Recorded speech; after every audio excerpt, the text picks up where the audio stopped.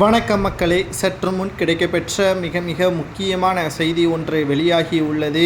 குற்றவாளி ஞானசேகரனிடம் பல்வேறு கட்ட விசாரணைக்கு பிறகு யார் அந்த சார் என்ற விவரம் முழுமையாக வெளியாகியிருக்கிறது. குறிப்பாக ஞானசேகரன் இந்த பாலியல் வழக்கில் மட்டும் சிக்கவில்லை. இதற்கு முன்பாக திருட்டு வழக்கிலும் 15 வழக்குகள் மேல் இவரது ஒட்டுமொத்தமான கூலிப்படையாக இவர் செயல்பட்டு வந்ததும் குறிப்பிடத்தக்கது. 2021 சட்டமன்ற தேர்தலில் திமுக ஆட்சி வெற்றியடைந்த பிறகுதான் இவர் தனது கூட்டாளிகளுடன் அதிக அளவு திருட்டு வேலைகளை செய்ததாகவும் இவரது வீட்டில் 100 சவரன் தங்க நகையும் கைப்பற்றப்பட்டதாகவும் புலனாய்வுத்துறை சிறப்பு காவல்துறை பெண் அதிகாரிகள் நீதிமன்றத்திடம் அனைத்து ஆவணத்தையும் தங்க நகைகளையும் சமர்ப்பித்துள்ளார்கள். இது ஒரு பக்கம் இருக்க, யார் அந்த சார் என்ற கேள்விற்கு பதில் தெரியாமல் இத்தனை மாதங்களாக தமிழக மக்கள் அனைவரும் காத்து கொண்டிருந்த நிலையில் தற்பொழுது புலனாய்வுத்துறை அதிகாரிகள் ஒரு பட்டியல் ஒன்றை வெளியிட்டிருக்கிறார்கள். அதில் ஒருவர்தான் அந்த சார் என்றும் தெரிவித்துள்ளார்கள்.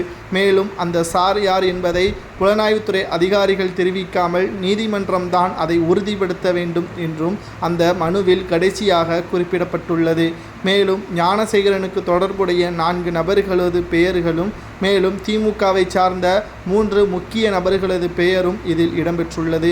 அதில் அமைச்சர் மா சுப்பிரமணியன் பெயரும், சபாநாயகர் அப்பாவு அவர்களது பெயரும், மேலும் துணை முதல்வர் உதயநிதி ஸ்டாலின் அவர்களுடன் நெருக்கமாக ஞானசேகரன் இருந்ததற்கான ஆவணங்களை சேர்த்துள்ளார்கள்.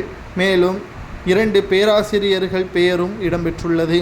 இதில் யாராவது ஒருவராக அந்த சார் இருக்கலாமா அல்லது 2ற்கு மேற்பட்டவர்கள் அந்த சாராக இருக்கலாமா என்பதை நீதிமன்றம்தான் இறுதியாக கூற முடியும் என்று தற்பொழுது அரசியல் வட்டாரத்தில் இருந்து செய்திகள் நமக்கு கிடைக்கப்பெற்றுள்ளது.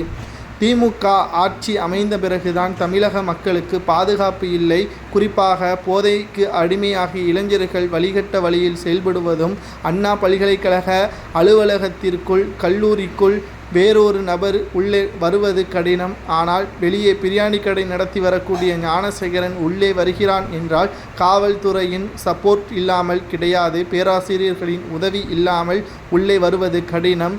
மேலும் தனது வாகனத்தின் மூலமாக இரவு நேரங்களில் திருட்டு வேலையை செய்வதாகவும் வாக்குமூலத்தை கொடுத்துள்ளார்.